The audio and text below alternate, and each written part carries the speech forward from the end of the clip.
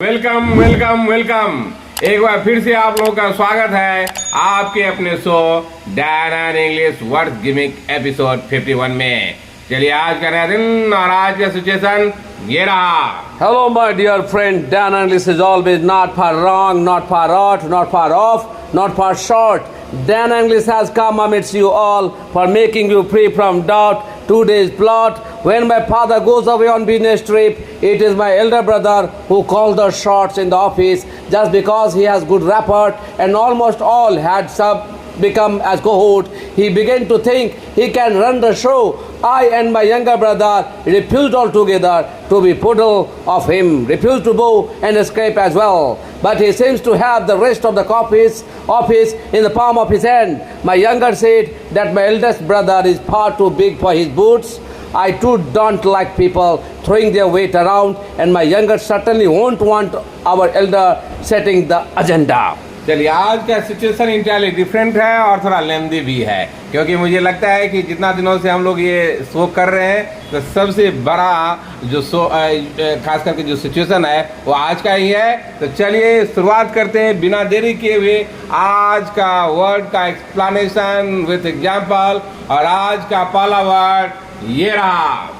Call the shots. This is a idiom. Call the shots. Idiom, take the decision that influence the situation. माने आप ऐसा कोई decision लेते हैं जो कोई भी सिचुएशन को आप प्रभावित कर देते हैं, उसी को हम बोलेंगे कॉल द शॉट्स। माने आपका डिसीजन सिचुएशन को, स्थिति को, परिस्थिति को बदल दे, उसको प्रभावित करे, उसी को हम बोलते हैं कॉल द शॉट्स। देखिए पहला एग्जांपल देखिए, we both brother call the shots in den and English. जैसे मैं आपको बता रहा हूँ कि ये डैन एंड इंग्लिश हम दोनों भाई अभी आपको शो कर रहे हैं। My Anil, my Elder brother Daniel, जो दोनों आदमी मिलके ये शो करते हैं और डैन एंड इंग्लिश भी रन करते हैं। इसलिए मैं बोला कि डैन एंड इंग्लिश में हम दोनों ही आदमी हैं जो कि डिसीजन लेते हैं और जो भी करना हो पूरा डिसीजन लीवे है। And second example of this idiom, BJP workers always obey to call the shots of PM Modi. जैसे आप भी जानते हैं कि पीएम मोदी का वैसे तो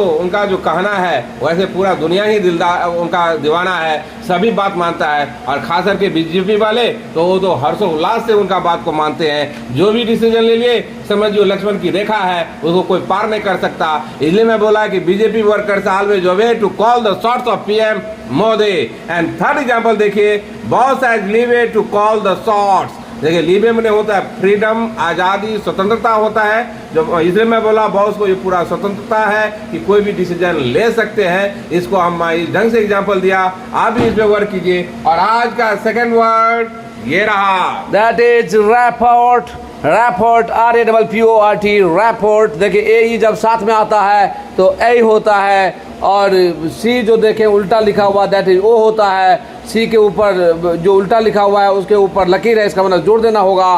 तो rapport, this is a noun. इसका मतलब होता है having ability to communicate in good way with anyone. माने आपको किसी से भी बात करने का जो तरीका है बहुत ही अच्छा है, किसी को भी आप प्रभावित कर देते हैं, किसी से आपका अच्छा संबंध हो जाता है, क्योंकि आपका जो कम्युनिकेट करने का पावर जो है वो बहुत ज़्यादा है। उसी का हम बोलते हैं रैपोर्ट। जैसे पहला एग्जांपल देखिए, having served the duty as an ambassador as Jaishankar has good rapport with many countries. जैसे आप भी जानते हैं जयशंकर जी जो कि अभी फॉरेन मिनिस्टर हैं मोदी गवर्नमेंट में, बहुत ही बेहतरीन, बहुत ही अच्छे और साहसी कदम ले रहे हैं, बहुत ही अच्छा काम कर रहे हैं। पूरा दुनिया उनका प्रशंसा करता है और खासकर इंडिया के लिए तो बहुत अच्छा है ये।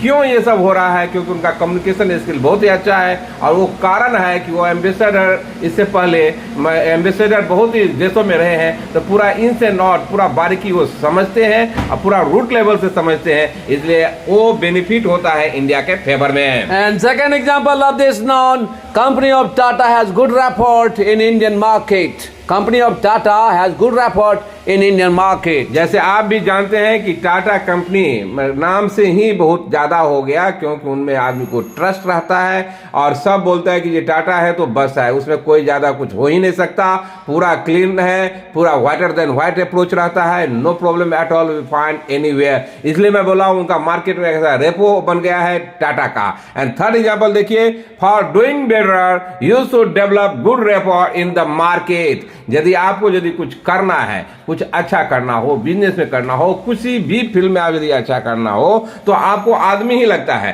तो यदि आपका कम्युनिकेशन स्किल ज़्यादा अच्छा नहीं है, यदि आपका मार्केट में अच्छा नाम नहीं है, यदि आपसे ज़्यादा संबंध अच्छा नहीं है तो आप अच्छा नहीं कर पाएंगे। इसलिए मैं बोला अच्छा करने के लिए आपको मार्केट में अच्छा कम्युनिकेशन पावर लाना पड़ेगा, रेपो लाना पड़ेगा। And third example of this show, that is cohort. Cohort देखिए, के ऊपर लकीर है, इसका मतलब के पे जोड़ देना होगा, ओ यू मिस होता है, ओ सी जब उल्टा लिखा हुआ रहता है दैट इज ओ, तो हो गया cohort. Cohort this is the non group of people of same characteristics, मतलब सेम विचारधारा का आदमी जब साथ में मिलता है उसको बोलते हैं कोहॉर्ट। उसी को बोलते हैं हम कोहॉर्ट। जैसे पहला एग्जांपल देखिए, many minister and their cohorts misuse their power. मैं ये बोला many ministers and their cohorts misuse their power. मैं ये बोला कि बहुत सारा मंत्रीगण और उनका जो दोस्त सब जो है, मान लीजिए जो मंत्री नहीं है लेकिन जो नेतागण है, वो अपने पावर का बहुत ही मिसयूज करते हैं, गलत काम में जब लगाते हैं, तो उसी को हम बोलेंगे इस ढंग से। एंड सेकेंड एग्जाम्पल देखिए, of course Nitin was the brilliant student among his cohorts. ये फिर से मैं एक एग्जाम्पल दिया नितिन का, जो कि हमारे डैन इंग्लिश के बहुत ही अच्छे स्टूडेंट, बेहतरीन स्पीकर, जबरदस्त राइटिंग करते हैं, no problem at all we find anywhere. जब बोलने लगते धारा पड़ा बोलते हैं। वहीं मैं बोला कि जितना भी उनके ग्रुप में जो था, उस ग्रुप में वो सबसे अच्छे स्टूडेंट थे, बहुत ही तेज थे, ब्रिलियंट थे, धारा प्रभा बोलते थे, जिसको आप इस ढंग से यूज करेंगे। And third example of this non Mausam is the leading light of our cohorts. जैसे मौसम फिर से हमारे डैन इंग्लिश का एक अनदर स्टूडेंट जो कि अभी पढ़ ही रही है और अपने ग्रुप में बहुत ही लीड कर रही है, बहुत ही अच्छा कर रही है, उसको यदि लीडिंग लाइट में बोलेंगे, सबसे मैंने डोमिनेटिंग पोजीशन में जो रहता है उसी को बोलेंगे हम लीडिंग लाइट। इसलिए मैं बोला Mausam is the leading light of our cohorts. और आज का फोर्थ वर्ड ये रहा, that is run the show. Run the show this is a idiom. इसका मतलब होता है ऑर्गेनाइजिंग, मैनेजिंग या main person, a person who is in central of a group, मतलब मेन आदमी जो किसी शो को या किसी ऑर्गेनाइजेशन को हैंडल करता है, जिसको आप हेड आदमी बोलेंगे, जो सेंट्रल आदमी है, जिसके इर्द गिर्द ही सब कुछ होता है, उसी के इशारे पे सब कुछ होगा, जो लीडिंग रोल में रहेंगे, उसी को हम बोलेंगे रन द शो। एंड पहला एग्जांपल देखिए, you want to get a job, ask Ravinder, he is running the show. मैं ये बोला कि यदि आपको जॉब चाहिए तो रविंदर के पास जाइए, को डोमिनेटिंग पावर में है, उसके पास बहुत ज्यादा पावर है, वो आपको जॉब दिलवा देगा। इसलिए मैं इस ढंग से एग्जांपल में यूज किया। And second example of this idiom, Daniel and Anil both running the show off Dan and English. जैसे मैं पहले भी एक एग्जांपल ऐसा आया था, फिर मैं बता रहा हूँ, मैं Anil, my Elder brother Daniel, हम दोनों ही भाई ये डैन इंग्लिश चलाते हैं और ये शो जो अभी चल रहा है वर्ड दिमिक का भी, डैन इंग्लिश का भी हम लोग ही मैनेज करते हैं। इसलिए मैं बोला कि Daniel and Anil both running the show off Dan and English. And third example is Sajid and Shahid both run the show of their batch. मैंने फिर से मैं स्टूडेंट का, मेरे बहुत ही लवेबल, बहुत ही ओबीडियंट स्टूडेंट, बहुत ही इंटेलिजेंट स्टूडेंट जो साजिद एंड साहिल, जो कि डैन इंग्लिश का स्टूडेंट है, जिस बैच में वो पढ़ते हैं उसमें दोनों ही मेन डोमिनेटिंग पोजीशन में है। समझिए पूरा बैच को ही उनके इर्द गिर्द घूमता है। इसलिए मैं ऐसे एग्जाम्पल दिया, Sajid and Sahil both run the show of their batch. And next word of this show, that is bow and scrap. Bow and scrap, this is a idioms. इसका मतलब होता है paying too much attention to someone, मतलब बहुत ज्यादा ध्यान देना। माने कोई जो कुछ कहता है, किसी के कहने पे उसके कहने पर आप ज्यादा ध्यान देते हैं, उसी को हम बोलेंगे बो एंड स्क्रैप। जैसे पहला एग्जांपल देखिए, all Indians are bowing and scrape to the saying of our lovable PM. मैं ये बोला कि हमारे पूरे इंडिया के भारतवासी जो है, जो अपने जो सबसे लवेबल अपने जो प्राइम मिनिस्टर नरेंद्र मोदी जी के कहे पे पूरा ही सब ध्यान देते हैं, जो बोलते हैं वही कहते हैं। लॉकडाउन में तो आप देखे ही होंगे, जो छोटा छोटा नुस्खा भी बोले सब एज इट इज फॉलो किया। इसलिए मैं एग्जांपल दिया, all Indians are going in scrape to saying of our lovable PM. And second example of this idiom, students must bow and ascribe to the methodology of Dana and English. मैं पहले से बोल रहा हूँ, यदि आपको English से related कोई भी प्रॉब्लम हो तो प्लीज डाटा इंग्लिश में आ जाइए और डाटा इंग्लिश के मेथोडोलॉजी पे पूरा ध्यान दीजिए, तो 100% गारंटी आपको अंग्रेजी बोलने में कोई तकलीफ नहीं होगा। इसलिए मैं बोला कि स्टूडेंट मस्ट, जरूरी है, आवश्यक है कि आपको ध्यान देना चाहिए डाटा इंग्लिश के कहे पर और उनके मेथोडोलॉजी पे। उनका तरीका जो है इंटायरली डिफरेंट है, because we are not following the herd, we are entirely different and no sooner did it the part of the data English settle guarantee within few days itself you can transform yourself in different outfit altogether। और आज का third example देखिए, employees start bowing and scrape to the instruction of new boss. जो employee जो था, जो वहाँ पे जितना काम कर रहा था आदमी साहब, वो नया बॉस जो है उनके इशारे पे काम करना शुरू कर दिया, उनके कहने पे ध्यान देने लगा। क्योंकि उससे पहले जो बॉस गया था कुछ ऐसा बना होगा कि नहीं आदमी ध्यान देगा, लेकिन ऐसा नहीं हुआ। आदमी जो नया बॉस आया फिर फॉलो करने लगा, उन पर ध्यान देने लगा। यही मैं एग्जाम्पल से आपको बताने का कोशिश किया हूँ। Those who came into Dana and English with the intention of scratching the surface, even they go back by taking a fellow feeling and English type grace. It is keen interest which compels you to be the part of Dana and English. It is Dana and English which saves you from becoming dregs of society and rubbish. चलिए आज का 6th word ये रहा, That is in the palm of his hand. In the palm of his hand. This is a idiom. इसका मतलब होता है in your control completely, मतलब पूरा प्रभुत्व। किसी के हाथ में एक प्रभुत्व है, जो मान ले यहाँ पे है उसी के हाथ में पूरा हो, उसी को हम बोलेंगे in the palm of his hand. जैसे हिज है, योर है, ये अकॉर्डिंग टू सब्जेक्ट चेंज होते जाएगा। तो इसलिए मैं बोला कि आप यदि आप वहाँ पे हैं तो आपके कंट्रोल में पूरा है, मान ले कोई दूसरा आदमी है उसके कंट्रोल में है, उसी को हम बोलेंगे in the palm of his hand. ये इडियम है। एग्जाम्पल से क्लियर कीजिए। पहला example, the students are in the palm of his hand. मान ले जितना भी स्टूडेंट है, मान ले जैसे मैं एग्जांपल दे रहा हूँ, जैसे डाटा इंग्लिश का मान लीजिए दिए, तो डाटा इंग्लिश जैसे हम लोग जो मैं बोलता हूँ मेरे इशारा पे सब स्टूडेंट सब काम करता है, तो मेरे ही कंप्लीट मेरे कंट्रोल में है, उसी को हम बोलेंगे the students are in the palm of his hand. And second example is, Tarak Mehta ka उल्टा चश्मा is in the palm of गरा फैमिलीज हैंड। तारक मेहता का उल्टा चश्मा is in the palm of गरा फैमिलीज हैंड। जैसे आप भी जानते होंगे कि तारक मेहता का उल्टा चश्मा आप यदि देखते होंगे तो आप देखते होंगे कि मेन कैरेक्टर उसमें क्या है, जो गरा फैमिली है वही डोमिनेटिव पावर है, पूरा शो ही उन्हीं के हाथों में है। यदि वो उनका फैमिली यदि कमजोर हो जाए तो तारक मेहता में आपको लगेगा कुछ है ही नहीं। इसलिए मैं बोला कि तारक मेहता का उल्टा चश्मा is in the palm of गरा families hand. And third example of this idiom, Rahul Gandhi is indeed a reluctant politician, being in the palm of his mother's hand, he did Bharat Jodo Yatra. जैसे आप भी जानते हैं कि राहुल गांधी जी तो वैसे भी पॉलिटिशियन तो जैसे देखने से लगता है, वैसे मैं तो नहीं बोल सकता हूं, लेकिन जो पेपर में, न्यूज में और सभी के मुंह से जो सुनने में आता था कि वो तो बनना नहीं चाहते थे, लेकिन जबरदस्ती रिलक्टेंट बोलते हैं उन्हीं को, जो आपको इच्छा नहीं तो भी आप जो कर रहे हैं उसी को बोलेंगे हम रिलक्टेंट। तो वही बोला कि राहुल गांधी जी तो रिलक्टेंट पॉलिटिशियन है, और ये भी जो भारत जोड़ो आंदोलन का ये जो यात्रा जो हो रहा है, भारत जोड़ो यात्रा, वो भी उनके माता जी के कहने पे ही पूरा ये किए, वो पूरा कंट्रोल है उसके ऊपर। इसलिए मैं बोला, इस ढंग से मैं एग्जाम्पल दिया। मैं किसी पार्टी का आदमी नहीं हूँ, लेकिन मुझे सुटेबल लगा तो मैं एग्जाम्पल दिया। मैं बार बार कर रहा हूँ, फिर से कह रहा हूँ कि हम लोग बार बार बोले हैं कि मेरे एग्जाम्पल जो रहेगा वो आसपास से रहेगा, जिसे आपको रिलेट कर पाएंगे। चलिए आज का 7th वर्ड ये रहा, That is too big for your boots या too big for your breeches. Too big for your boots या too big for your breeches. This is a idiom. इसका मतलब होता है behaving arrogantly या a person who behaves like important person but it is not really. तो ये है कि जो आदमी वो दिखा रहा है कि हम बहुत इंपॉर्टेंट है, हमारा ये मानो, लेकिन रियल में क्या है कि वो उतना प्रभुत्व तो है नहीं, वो केवल घमंडी जैसा लग रहा है, अपना चलाना चाहता है, दिखावा ज्यादा है, लेकिन उतना रियल में हकीकत है नहीं वास्तविकता। उसी को हम बोलेंगे too big for your boots या too big for your breeches. पहला एग्जाम्पल देखिए, Satyam has been a bit too big for his boots since he was selected in Indian team. जब से सत्यम का इंडियन टीम में सिलेक्शन हुआ तब से थोड़ा एरोगेंट बिहेव करने लगा, थोड़ा ज़्यादा उछलने लगा, किसी को ज़्यादा वैल्यू नहीं देने लगा।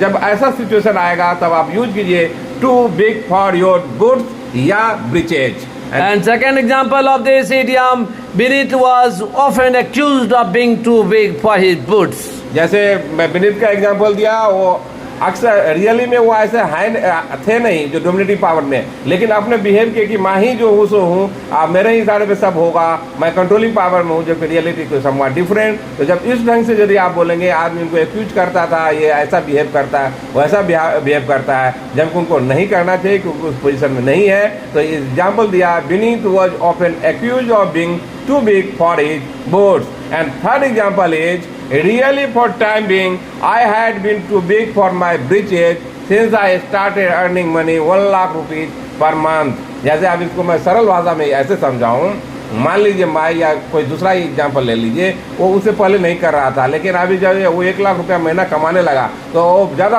उछलने लगा, कूदने लगा, दूसरे को वैल्यू नहीं देना, एरोगेंटली बिहेव करने लगा और वो समझने लगा जो मैं ही हूँ, हमसे आगे कोई है ही नहीं। जब इस तरह का जब बिहेव हो जाता है, जनरली ये समाज में होते ही रहता है, तो उस समय आप अप्रोप्रिएट वर्ड होता है too big for your boots या ब्रीचेज। आज का 8 वर्ड ये रहा, That is throw your weight around.